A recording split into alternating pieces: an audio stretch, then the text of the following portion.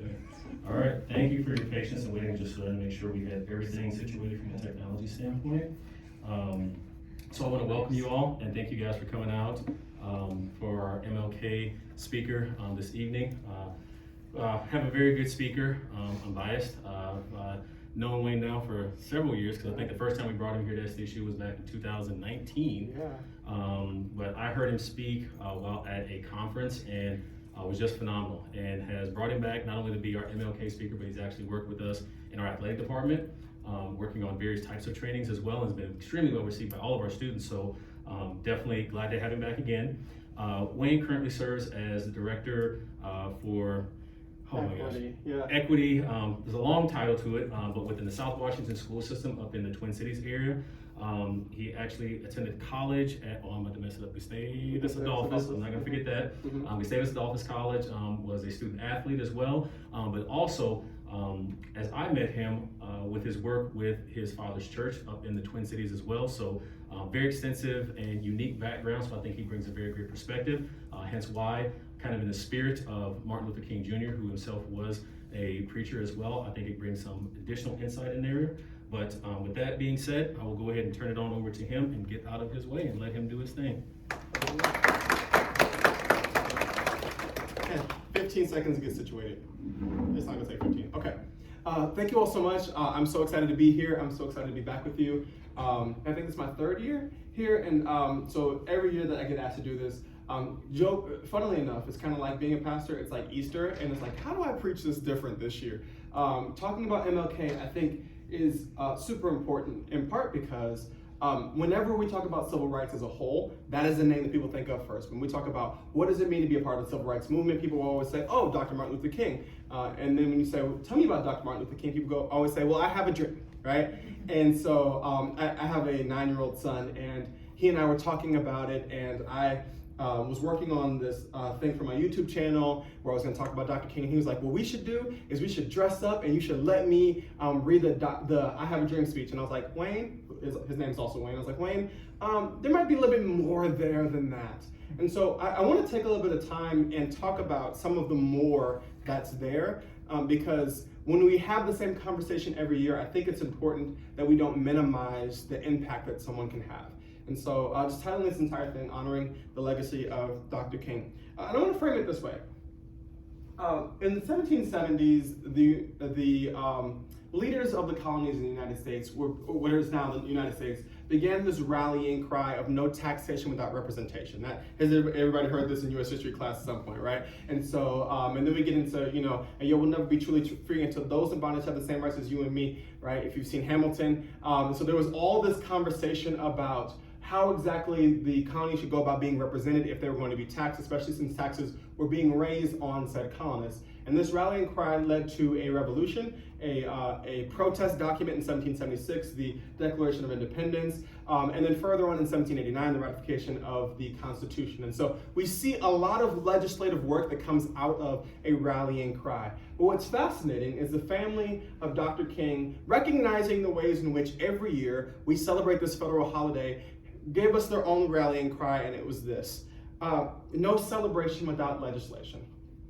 And I want to unpack this a little bit because so often when we talk about celebrating great people, we forget as the type of work that they were trying to accomplish. Because it's one thing if the leaders of the colonies would have said no taxation without representation, and that would have been the end of it. But they took it further. They actually had action associated with it. I like to say all the time that where you see the March on Washington, you can also see the Boston Tea Party. You can also see the marches in Ferguson, Missouri. You can also see the protests in Minneapolis in 2020. Like, I think that there's a correlation. I think there's something very intrinsically American about the concept of protest, but protest that leads to legislation. Because it's one thing to throw tea into a harbor, it's a totally different thing to not only declare independence from Great Britain, but then further codify exactly what it means to be a nation. It is one thing to march on Washington. It is one thing to march across the Pettus Bridge. It is one thing to sing, "We shall overcome." It's a totally different thing to make sure that the Civil Rights Act is passed in Congress. And so I think it's important for us to understand this, that when we talk about the rallying cries of a movement, those rallying cries are pushing us toward some sort of legislative outcome. Now, as we talk about legislation, one could ask the question, shouldn't we keep a conversation about Dr. King from being political? Because oftentimes when we talk about anything controversial, the thought process is we have to make it not political. To give an extreme example, as an educator, every single time there's a school shooting, my heart breaks. Because I remember Columbine. I was a kid. All of you all who were kids in the room, you have lived post-Columbine your entire life, and that's crazy to me. I remember when we didn't have active shooter drills. There was no such thing. And then I remember watching the news and seeing kids crawl out of the second story of a high school building and knowing that the world had changed. And seeing a national conversation about this game called Duke Nukem and other games like it as to whether or not these first-person shooter games were the reason why this thing happened. I saw a national conversation about rock music and whether or not it was pushing kids to these actions. But what we never wanted to talk about was what actually happened, because we didn't want to make it political, because that is oftentimes how we handle controversial things. We try to avoid making them political. But I want to let you know today that the only way to see change in a thing is to make it political enough to push legislation for a thing. There is nothing that has changed in this country that has not had corresponding legislation. Whether it's the women's suffrage movement, it's one thing for women like Susan B. Anthony to get out there and march. It's a totally different thing for there actually to be laws and amendments passed to make sure that women have the right to vote. It is one thing for LGBTQ folks to march and for there to be Stonewall and for all these different events that happen. It's a totally different thing for the Supreme Court to decide that gay folks can get married. And so we have to understand that where there is change, there is corresponding legislation. And so it's impossible to have a conversation about Dr. King without talking about politics a little bit. And so I also want to be very clear about this. In this conversation, I want to highlight the ways in which there are certain policies which Dr. King would have been pushing in the 60s that are still alive today. I am not trying to endorse a candidate for office. I am not trying to tell you how to vote. I want to be very clear about this. I think that you should vote your conscience. And if my speech makes you think about something a little bit different, that is A-okay with me. So, yesterday, being the MLK holiday, I watched Twitter go ham, for lack of a better term. And if you don't know what it means to go ham, I suggest that you listen to the Watch the Throne album, Kanye featuring Jay-Z, or Jay-Z featuring Kanye, depending on how you rank them as your rappers, all right? Because I can't explain it in this particular space and still get paid at the end of this conversation. And so, Twitter kind of went ham on politicians because everybody tweeted about Dr. King yesterday. And I saw so many "this you" tweets going back at the folks who were tweeting about Dr. King. Because right now, there are active conversations about legislation that people are actively blocking. And I want to be very clear, both Democrat and Republican, they are actively blocking that correspond with the heart, the legacy, and the intent of Dr. King. And so as people were talking about the legacy of Dr. King and his great words, and talking about how he unified this nation, can we be very clear about something? Dr. King did not unify this nation. When Dr. King was assassinated, people didn't like him. His unfavorability rating was 67%. That means that 2/3 of the United States did not like Dr. Martin Luther King Jr. when he died. Now between 68 and 86, America collectively decided that he was a hero, and by deciding he was a hero, they put away all the things about him that made him a villain when he was alive. This is something that happens oftentimes with black activists. Another great example of this is Muhammad Ali. Because the very folks who love to talk about Muhammad Ali every year hated him when he was alive. That's a whole other conversation for another day. And so, since we have to collectively believe that he's a hero, we put away the things that made him a villain, we watch people tweet about him in a way that actually erases who he is and what he stood for. And so many amazing tweets. I encourage you, if you are up at 11:30 tonight and you're college students, you don't sleep. What is that? You can't sleep and have a social life and get all your work done and participate in athletics. Like something's got to give, and usually that thing is sleep. I remember. So when you're up at 11:30 disassociating, I want you to just hashtag MLK and laugh, okay, because it's crazy. And the reason why is because, once again, there is no progress without legislative backing. And as we watch both Congress and the Senate be holed up in their inability to pass anything, it flies in the face of what Dr. King stood for. So, I want to take a couple minutes here, and I want to look at a couple pieces of policy that Dr. King was pushing in the 60s, and look at how those are still alive today. I think I skipped a portion of my message, and I'm going to find out right now. No, I didn't. Perfect. Okay. So the first piece of legislation I want to talk about is the Voting Rights Act, and that is actually this picture. This is a picture of Dr. King being handed a pen after the signing of the Voting Rights Act of 1965. This was a year after the Civil Rights Act was signed in 1964. Dr. King was there for both of these pieces of legislation. Now, can somebody tell me, just really quickly, what happened in the Voting Rights Act? This is not a gotcha, I really just want to know if anybody knows. What did the Voting Rights Act do? Allow black people of color voting rights. Yes, it guaranteed the right to vote to black people. At the time, there were certain measures that were put in place by certain states to make sure that black people couldn't vote. Poll taxes, there was examples of like a jar of jelly beans, and you had to guess how many jelly beans were in the jar, and if you got it wrong, then you couldn't vote, but you only had to pass that test if you were black. I'm being dead serious right now. Different things like that were used in order to keep black people from voting. And so when the Voting Rights Act was passed in 1965, it was actually passed with a 10-year expiration date. The best way to describe the Voting Rights Act is, we're gonna give y'all Negroes a chance, and we're gonna see what happens. Something as seminal as the Voting Rights Act had a 10-year limit to it. It was set to expire in 1975. It was, of course, then in 1972, 3 years before it was set to expire, was extended again and has been extended several times. The last extension came in 2006 and was extended for 15 years. And somebody just do some math really quickly. What is 2006 plus 15? 2021? Yeah.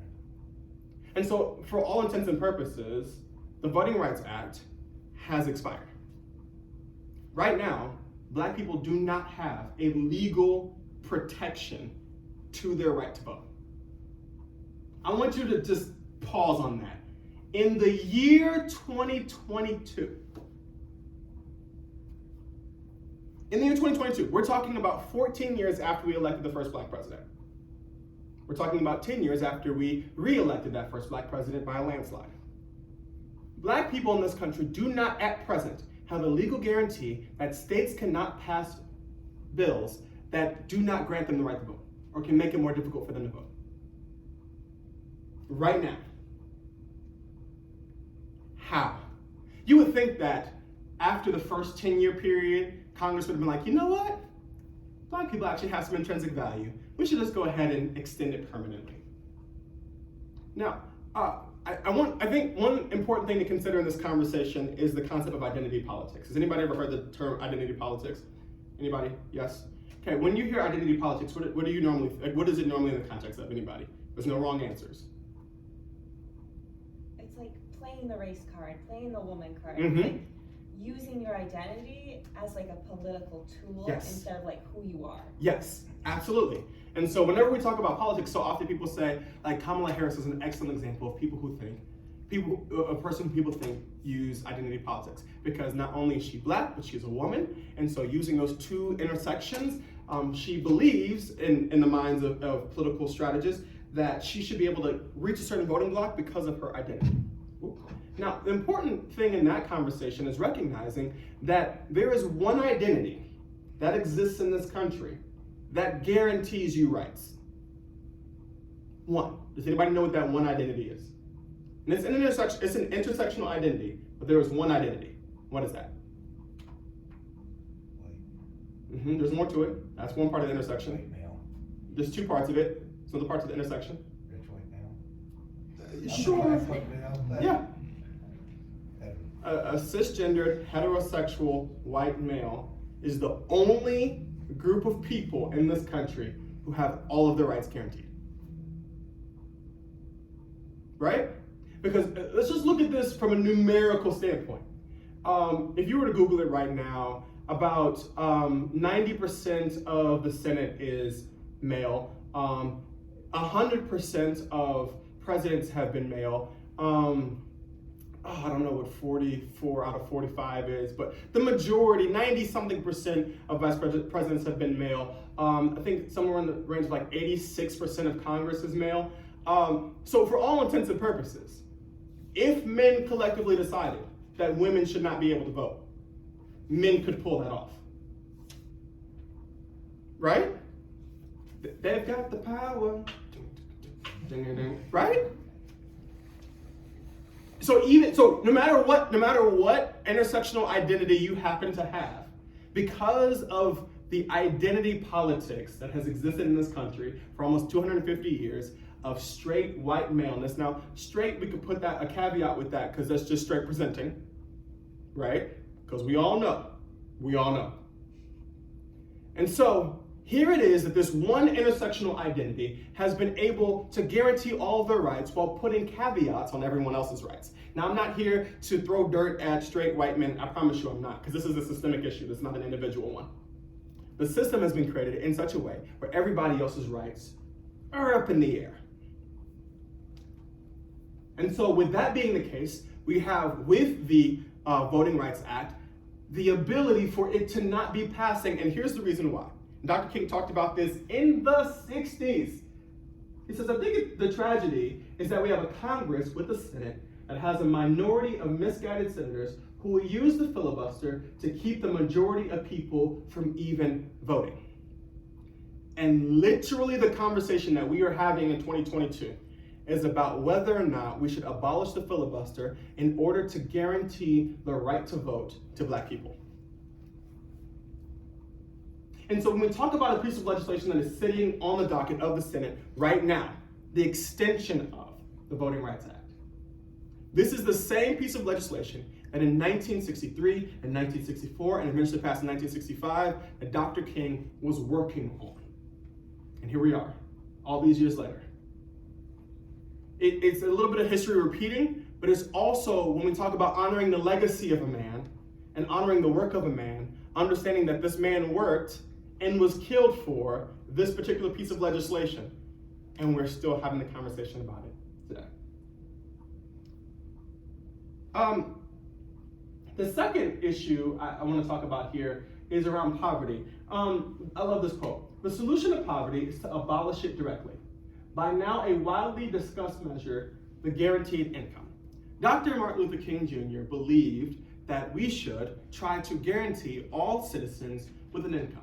Now, here's the reason why I think this is fascinating, is that in 2020 and in 2021, we had this conversation around something called a stimulus. You remember those stimulus checks? Were y'all eligible for stimulus checks? Or did your parents get a stimulus check for y'all? And then y'all was like, my tuition, beer money, don't play. We're having a conversation about whether or not we should be writing checks to people in the middle of a global pandemic to ensure that they can survive. Now, I have oftentimes done the game in the car by myself that's like, if I was president for a day, now if I was president, I would have been like, listen, we're gonna take the next 2.5 months because y'all tripping. We're gonna go home, and I'm gonna pay everybody to stay home. We could do it. I don't see why we can't. We make up money anyway. Now, I already know that somewhere on this campus, there's a bro who wants to explain NFTs to me, who also wants to explain why we can't just print money. And I get it, I do, but we do print money, so you can miss me with that whole conversation. Like, at the end of the day, Dr. King was talking about a guaranteed income. Now, this conversation actually came back up during the 2020 election because of this guy. Anybody know who this is? Andrew Yang. And Andrew Yang ran for president in 2020, and one of his platform pieces was a universal basic income. Now, he started talking about the logistics of what it would look like to pay every American $1,000 a month. And this is not a new piece of legislation. And once again, I want to be very clear. I am not endorsing Andrew Yang. This is stuff about Andrew Yang that actually gets on my last nerves. But I do think it's fascinating that the conversation that Dr. King was having in the 60s, now here's the reason why he was having this conversation, is because at the very same time in the 1860s that we were fighting a war to decide not only the fate of the nation, but to decide whether or not slavery would continue to be a practice in this country. Eventually, you have the Emancipation Proclamation of 1863, which effectively does about as much as the Declaration of Independence, right? It just says you can't do this no more, but doesn't actually do anything. And then you have the passing of the 13th Amendment, which almost gets rid of slavery. And if you don't know why I say almost, watch the 13th on Netflix. But in all of that, while Black folks are now being freed from slavery, at the same time that that's happening, in the 1800s, there was this thing called a land grant. Does anybody know what a land grant is? A land grant was where pieces and plots of land were being given to people. And then the construction of land grant institutions. I'm not sure if South Dakota State is a land, yeah, of course it is. Of course it's a land grant institution. And the purpose of land grant institutions was to provide an educational base for the very people who've been given plots of land to be sure that they had the skills and the education to be able to work said land so they could then develop income from that land and then pay taxes on that income. At the same time that millions of acres of land were being given away in the Midwest and in the West, Black folks were freed to poverty. Black folks were freed to not being able to get educated. And so it was freedom to famine. And so the legislative underpinnings to be able to do this existed already. Like the apparatus to be able to provide a land and education base to, because for the most part, to a group of immigrants who are coming here as, let's use the term peasants, because that's the term that Dr. King used when he explained this. So you have Europeans immigrating to the United States who are being given plots of land that they're learning not only the language of this new land, they're developing culture, which is why I live in the state of Minnesota. There are portions of Minnesota that are German. They are, that's what they are. They are German. Everything about that, the names of the towns and the street is German. Because a group of German immigrants came to that portion of Minnesota through a land grant and were given land and given education at the University of Minnesota, etc., to be able to handle that. Now, the apparatus was there to do the same thing for Black folks. And since it was not the case, we saw from the Emancipation Proclamation to the Civil Rights Act 101 years in which Black folks were told to lift themselves up by a set of boots that they did not have. You cannot lift yourself up by bootstraps if you do not have boots. And so by pushing for a basic income, not only was Dr. King calling for the elimination of poverty for Black folks, but he was calling for the elimination of poverty for people in poverty. Because at the same time the Civil Rights Movement was happening, the Poor People's Movement was happening. My grandfather, who lives in the Twin Cities, he and I had a conversation recently. He's doing this thing where he'll sit down with me and he'll tell me these stories. But it's like he's finally getting stuff out. And he talked about the time that he drove the bus of people as a part of the Poor People's Campaign from Minneapolis to Decatur, Illinois, picked up more folks, and they drove down to Mississippi to participate in marches. And I'm just sitting there listening, thinking to myself, this is Black history right in my face that I didn't know. And he talked about how on that bus, he said, we didn't care if you was Black, if you were Native, if you were Asian, we understood that poverty was the problem. So at the same time that Dr. King is saying we need to make sure that we're eliminated, because when Dr. King says not to be judged by the color of your skin, but by the content of your character, what he's actually talking about is the fact that when you are Black, you are judged primarily by your color and then your character second. My color shows up and then my character. And he's saying we want to eliminate that reality. He wasn't saying don't talk about race.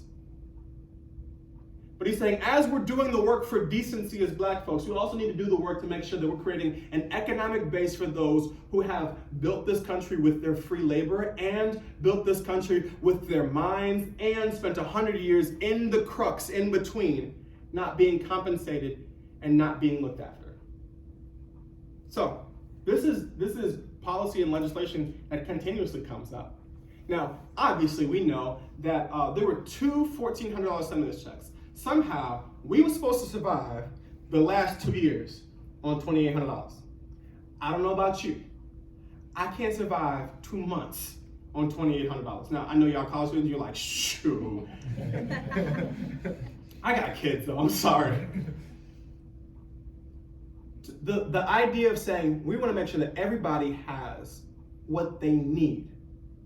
This is not a conversation about keeping people from innovating. We want everybody to have what they need so that their innovations are then used to further themselves outside of that baseline. Because I feel bad for y'all. I feel bad for myself too. Like, I have a full-time, well-paying job and a side hustle. Because I have to. That's the economy we live in. And so what has happened is you now have to monetize your enjoyment. I was having a conversation with Alex in the back. I'm wearing TikTok socks. And I told him, and he was like, "Whoa, was that a gift? Was it like a Christmas gift?" I said, "No, TikTok sent it to me." He's like, "No, it didn't." I said, "Yeah, it sent them when I hit 150,000. All right. Now I got on TikTok for fun, and then it started growing, and I was like, "How do I monetize this? Because I'm spending way too much time on this app to not make no money on it." Right? That's the point that we've gotten to because I need my needs met, and that's what this piece of legislation is trying to do: is eradicate poverty. The third and final, because I'm sure we'll have so many fun questions and conversations on the other side of this. The third and final piece of legislation that Dr. King was in support of was a federal job guarantee. It's a guarantee from the United States government that every American citizen would have access to a good paying job. Now, once again, we are in a mindset, a system, an economy, etc. We're just saying that. I'm sure like all you heard was like communism, socialism, right? Red Scare, McCarthyism. Like I get it, and I want to name. There's a part of me that when I started reading about this, I was like, nah, you might have been a little far with that one. But the thought process is in the quest for decency. One of the things that aligns with decency is making sure that people have access to being able to not only gain skills, but use them. And so this particular picture was taken during a march, and this march was about jobs. And if you can see, it says jobs for all now. Once again, the thought process is not only are we creating the ability for people to have a basic income so they can survive, but they're having the decency associated with being able to use their skills and work. A person right now who's pushing this is Ayanna Pressley. I'm not even gonna lie. Ayanna Pressley, to me, is just a dope human being. Like, she's just a powerball. And listening to her speak, I'd be like wanting to get up and like run around the room and throw a shoe at her. Everything I just said was cultural, so I'm sorry if you didn't understand it. And also just, she was basically like, my hair's falling out. I'm not gonna play this game with y'all. I'm just gonna be bald and I'm gonna be bad at it. Like I'm gonna be bad about it. So don't come for me. She serves the 7th District of Massachusetts. She's oftentimes associated with the Squad, which once again, socialism, communism, etc. But Ayanna Pressley does a fantastic job of explaining. I don't know if I hit play on this on a video, will it play or not? Or do I just keep talking? Because I can keep talking. I got a problem with that. The video might not play. You can try to see. I don't even want to embarrass myself to find out. Ayanna Pressley is pushing for a federal jobs program in alignment with the work that was begun by Dr. King, but later continued by Coretta Scott King, who was the wife of Dr. King. And she would go to Congress and say, the most important issue is lifting people out of poverty. Now, it's important to recognize that Dr. King said there are 3 great ills in American society. There is racism, there is poverty, and there is militarism. Now, existing during the time of the Vietnam War, that makes total sense. And he said that you cannot eliminate one without eliminating all 3, because one will always pop up on the other side. And so Ayanna Pressley right now is leading a movement to try to push for legislation that would get to the point that we can create this. Now, as she's pushing this, she's wanting us to understand a couple of things. Number one, we lost millions of jobs during the pandemic. We did. And we all collectively one day will be doing the thing that my grandpa was doing for me. We're gonna like gather our grandkids around and be like, okay, toilet paper. Couldn't find none. We were making sourdough bread. There was this Netflix show about this lady named Carol Baskin, killed her husband, whacked him, right? At some point, somebody suggested putting bleach in your system. Like there was a lot happening. Y'all forgot about that, right? Because we're still in the middle of a pandemic. And what we saw as a part of that, and what we're seeing right now in the Great Resignation, you all heard about this concept, is that people are saying, hey, I was an essential worker, and now you're saying that you want to cut my hours and cut my pay, but you needed me, but now I'm beneath you because everybody else is back to work. I don't see dignity in the work that you're giving me, so I'm going to get out of the system as a whole and now find other ways to make money. Also recognizing that we have a lot of things that we're trying to accomplish as a country, right? Infrastructure rebuild, that's the conversation every president talks about. Is how do we rebuild our crumbling infrastructure, right? An electrical grid that is old and susceptible to attack, a conversation that the last 3 presidents have had. How do we make sure that we're providing adequate health care, especially to seniors? One of the ways we could do this is we could create a federal jobs guarantee. And part of that is we can then use folks who are signing up for these jobs and say, hey, guess what? You're on the front lines of rebuilding this infrastructure. You're on the front lines of rebuilding this healthcare system and rebuilding this electrical grid. Like if we can actually create a system where people know that I'm gonna get through school and I'm gonna have a job on the other side of it, we can then give them the skills necessary to do the things. And so these are 3 pieces of legislation that are currently being pushed out. The reality is this: I don't expect you to agree with these 3 pieces of legislation. I don't think that that's a reasonable thing to ask. Like I said, I kind of was going through this like, I didn't know he said that. But I do think it's important for us to recognize that if we're going to have a conversation about the legacy of Dr. King, and the only thing we do is dress up little black boys in a suit and have them read I Have a Dream and post it on Facebook, then we're missing something. We're missing the reality that when folks threw tea in the harbor in Boston, what they were asking for was a movement that led to legislation. When folks broke the windows of Stonewall, they were making a movement that was hoping for legislation. When women marched in the women's suffrage movement, they were pushing for legislation. And right now, from the civil rights movement to this point, we can't have rallying cries, we can't have honor, we can't have celebrations if we're not going to have legislation. Skip the video. Do it. Is it funny? No, I was like, I don't want to hear it though. It's playing through the thing, so I'm gonna do this.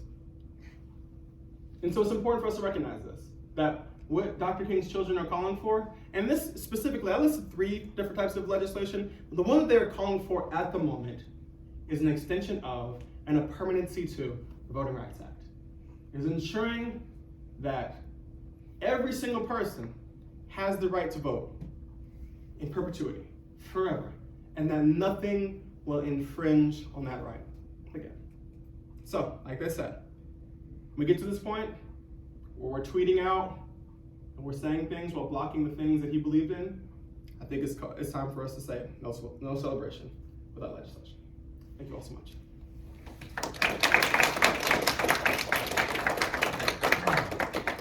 This is the fun part where I let you ask me any question that you want about anything. I'm not going to guarantee I know the answer. But before I do that, I just want to go ahead and say, when we do Q&A, I like to create an environment of grace. What I mean by that is that there are stupid questions. I just don't think that anyone in here is going to ask them.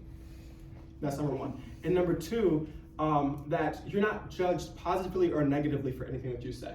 Because oftentimes what happens is a person asks us a question and we imply context to said question, and then we derive a moral space of where they belong based on the context that we applied to their question.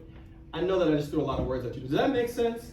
And so if somebody asks me a question and you then try to pull out, what did you mean by that? You are then making a judgment on where they were at, and oftentimes if I don't really understand or if I think that it was off, I'll ask, say more, what did you mean by that? Or help me understand where this is coming from. And so I just want to say that on the front end so people actually feel comfortable asking questions. Because oftentimes in a room with a bunch of people, you're afraid to ask a question because then you're like, oh snap, if I say this, am I going to sound racist? I don't know. But if you do, I'll help you walk through and get to the other side where you don't on the other side, because that's literally my job. So not as a black person, but like literally what I get paid for this by the school district to do on a daily basis. So with that being said, any questions about the presentation or anything in particular? I'm assuming you're watching the chat just in case a question comes in on that side. We're gonna do the awkward silence thing too. Yeah.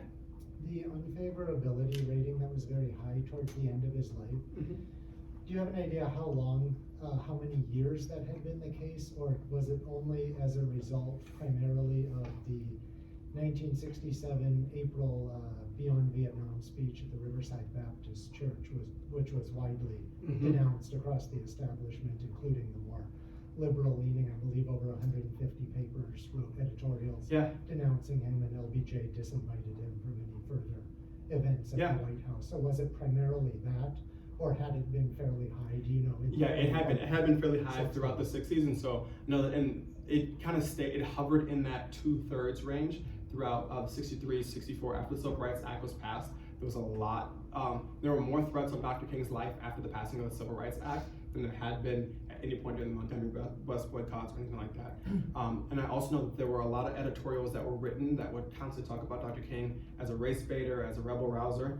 I think I was with the athletic department. I showed them a political cartoon of Dr. King where he's being interviewed by a reporter, and he says, "We're going to hold another nonviolent protest tomorrow." And behind him, he's like, buildings are burnt and people on the ground that look like they've been knocked out. And I like to show that in professional development all the time and say, "What do you see here?" And people say, "Well, this looks a lot like, Black Lives Matter." I go, "Exactly. It's the same conversation, different generation." So yes, and I know that in particular, the way that both Dr. King, I mentioned Muhammad Ali, spoke about Vietnam, there was this tremendous dichotomy between the powers that be in regards to that war and the people. And if nothing else, we see that reflected in the music that came out during that time. And so, I think that there was a correlation of those two realities. Thank you, that's a great question.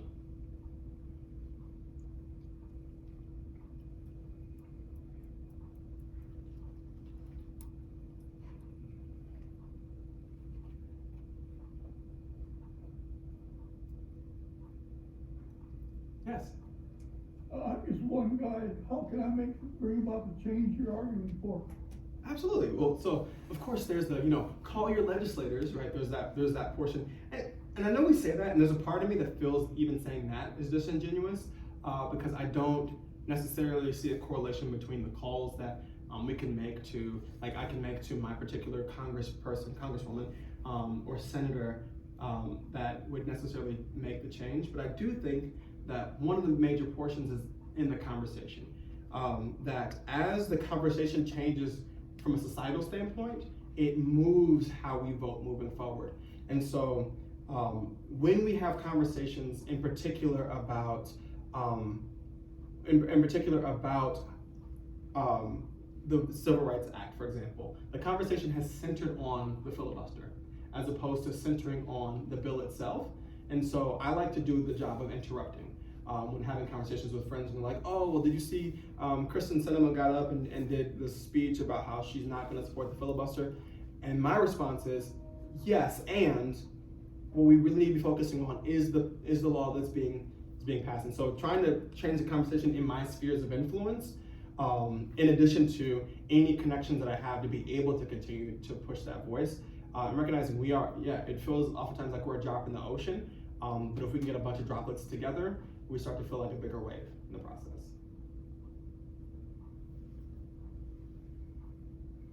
I started making water metaphors, and I was like, drink.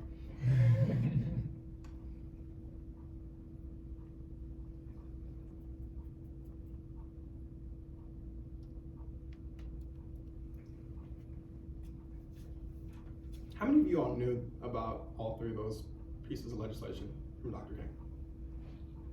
That's cool. I didn't either until I started writing this. We're all in this together. On that point, was it that he supported a universal basic income, a jobs guarantee, or both? Both. It was both. Mm-hmm. Yeah, so in his mind, the because he saw them as two separate issues that were going to be dealt with in two different ways. And so in the advent, making sure there's universal basic income as we built towards having a federal job guarantee, which would then provide that basic income for all people. And honestly, there's elements of it that have been lifted into the Americans with Disability Act, right? And the ways in which both the federal and state governments provide financing and provide payments to people who do not have the ability to work. Now, even with that, there's ways in which sometimes it gets cut and slashed at that aren't responsive to the realities of what people who are experiencing a disability have to deal with. But some of that was born from that perspective. Okay, because I just thought they were often contrasted to each other. Like, for instance, I think like Bernie Sanders supports the jobs guarantee, but I'm not sure about. Yeah, so the one that therefore then leads to the other, because the hope is that anyone who then isn't able to work is still guaranteed an income, and everyone who is able to work is guaranteed a job to be able to do so.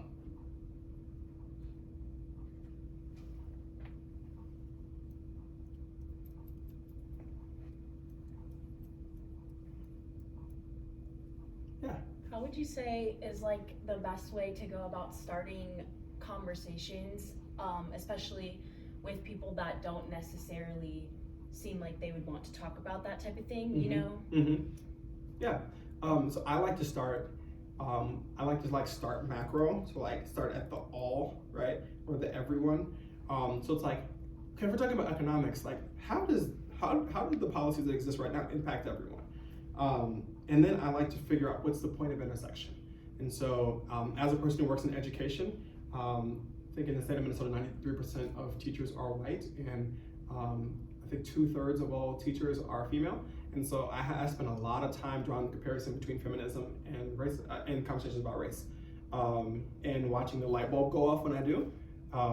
So the number of times that I've said, hey, when you walk into a room, and you as a woman, you walk into a room, and you see that there's only one other woman in the room and it's all men, immediately you guys do a thing. You don't say a word, but you do a thing with your eyes, right? To kind of be like, I see you, you see me. And at the same time, you are not going to go over there and talk to her. And why won't you? Because you don't want all the men in the room to think that you're together. Because you don't want it then be, oh, they're ganging up on us, right? Now, if you ever hung out with black people, you know that we always make jokes about, if there's 3 or 4 of us in the room together, we're always like, shh, they think we're plotting something.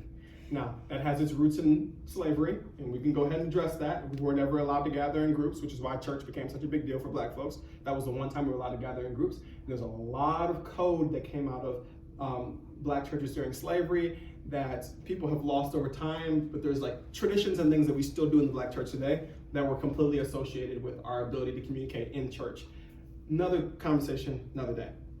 But I think if I could find the point of intersection for a person and say, this particular policy, or these particular policies, or these particular conversations actually do have an impact on you, and if I can get you to see how they impact you, maybe I can get you to then look in the mirror and say, now see how it impacts me as well. You know how you felt on that? This is how I feel in these situations. Oh my goodness, I didn't know that. I didn't understand that.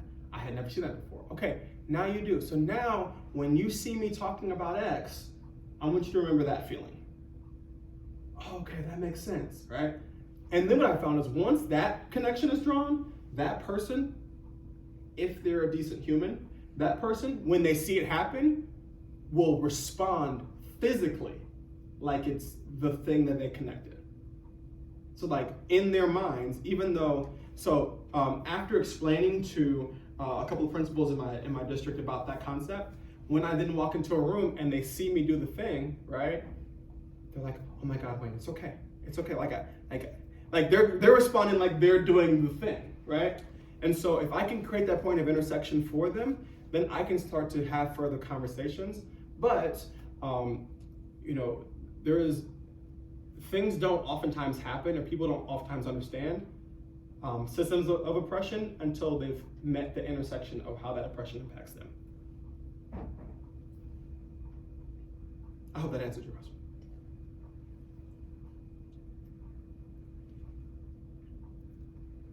Yeah. I have a question. My question is, it comes like it's in terms of like equality of opportunity and equality of outcomes. Mm-hmm. And we people like to confuse the two. Mm-hmm. And with legislations, like, I mean, if that's the if that's the angle, if that's what we're seeking, Mhm. like we know that we want legislations because we're trying to create a playing field that is level for Right. everyone. Mhm. So what would you say then, like it is, what would you say with that angle, are we seeking equality of opportunities, are we seeking equality of outcome among individuals who come from different backgrounds, Mhm. costumes? Yeah. Yeah. Yeah, I think just when we're dealing in systems of oppression, we have to think of an equity of opportunity, because when systems, so in any organization, when there's a specific culture that exists in that organization, it is hard to change, right? And so if we as a society have viewed women in a certain way, if we as a society have viewed people who are Native American in a certain way, if we as a society have viewed Black people a certain way, then when we start creating equitable access, what we're saying is we know that if we created equal access, then we'll continue to favor as we have previously. I think equitable access is not a forever goal. I think equitable access is a stopgap to get to the point that as a society we shift our mindset to seeing people as who they are, outside of looking at specific groups of people as less than or more, so that we can eventually get to the point of equal access to opportunity. And then our outcomes will be based solely on our ability to persevere, progress through. But since we've had 250 years in this country of looking at groups of people a specific way to create equality of access without creating certain stopgaps in between, will create the same outcomes we had before. And I think that, once again, this is where when Dr. King talks about creating a basic income for Black folks or for poor folks, what he's saying is, let's create the environment where people are not thinking about survival for a period of time, so that we can give them access to education and give them access to opportunities, so that they can begin to have outcomes that are varied based on their ability to persevere. But at present, the entirety of the system is based on my ability not to only persevere life, but persevere the hurdles, the stopgaps, the mudslides, etc., that are placed in front of me purely because my race, my gender, my orientation, my religion, etc. And so the hope is, in 2 generations from now, if we do this right, we won't have to talk about equity anymore. We can talk about equality.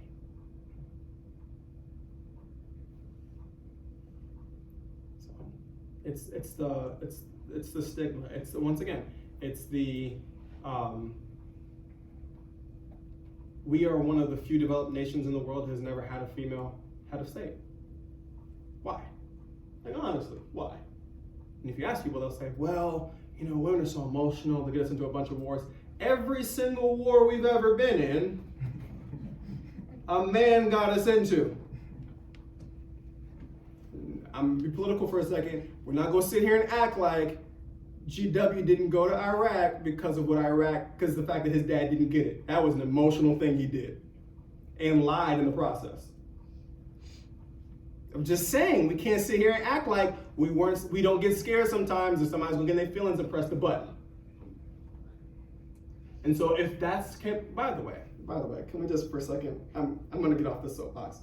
Can we just talk about the way that strong men respond to rejection?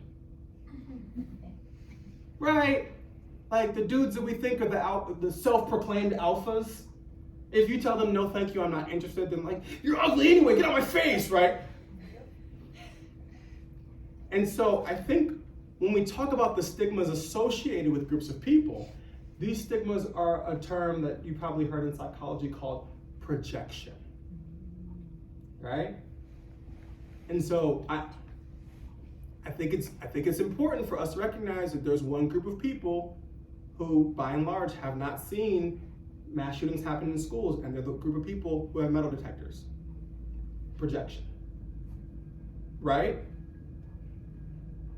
And so when we talk about, and I'm way over answering your question, when we talk about the stigmas associated with groups of people, can we eliminate the stigma through legislation, through time, through equitable access, so that we get to the other side? Because then what happens? We're 4 female presidents in, right? And then we're like, they're presidents. They're presidents. They weren't better or worse because they were women, they just were presidents, right? The fact we've never had a Native American president is mind-boggling to me. How, Sway? Like, that person to be a president. Do you understand what I'm saying? But to get to that point, we have to eliminate some of the things. So.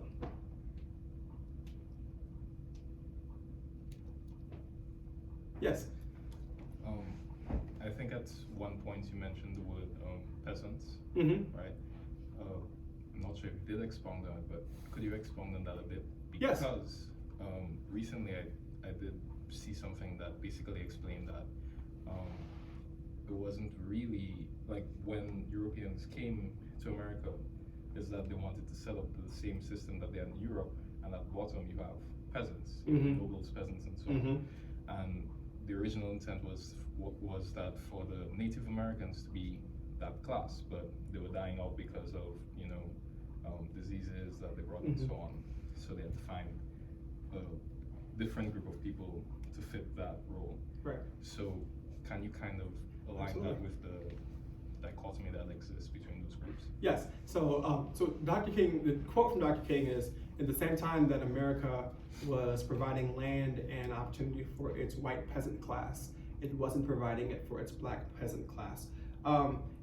If you listen to the immigrant story as it is told in America, as it existed through the 1800s in particular, like Alex said, I went to Gustavus Adolphus College. It was a Swedish Lutheran college, and so the stories that I was told when I was on campus was about how this group of Swedes who were poor found a way to charter their way over into the New World and were able to make a life for themselves that they couldn't in their former land.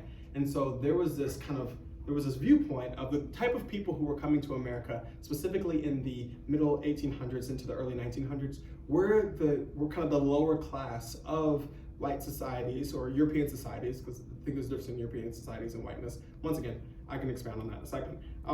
But who then made their way through Ellis Island, made their way into the Americas and settled, and then had to build up and pull themselves up by their bootstraps, the term that America loves to use. And so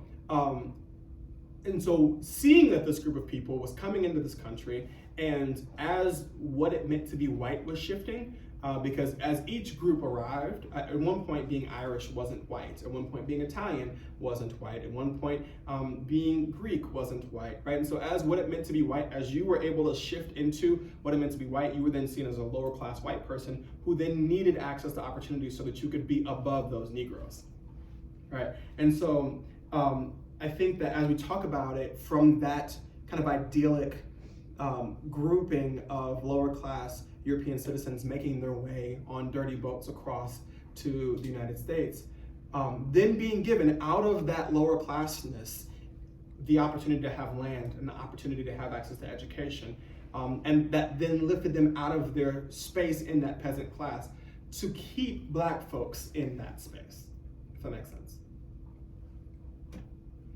I think the reality is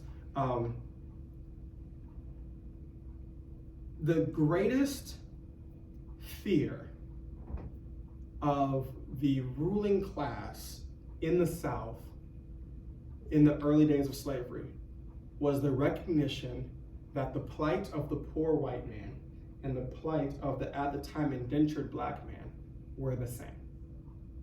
So to create the dichotomy in which you are not them, even though to this day in America, the plight of the poor black person and the plight of the poor white person are completely aligned. And their interests politically are actually completely aligned. To keep people from viewing it that way, one of them has to be lower than the other. And the one that gets to be lower than the other, of course, is the white person.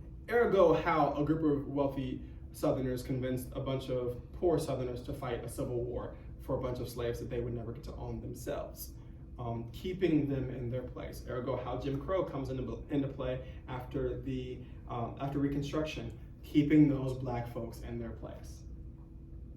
And to this day, what we see is groups of people who are asking for the same things, but don't think they're asking for the same things because one is associated with blackness and one is associated with whiteness.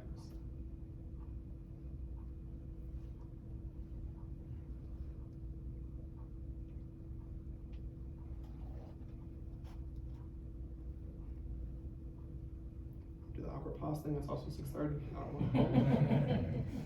But honestly, I love coming here, and thank you all so much. And if you were like, okay, yo, you said this one thing, and I really, I'm not sure how I feel about that. You can literally Google me and reach out to me through email or socials or whatever. That's not a plug for you to follow me on Instagram, YouTube, or TikTok. But if you're so desired, I'm not gonna say no. And once again, thank you, Alex, for letting me come here. Thank you to the university. I really enjoyed myself. Thank you again.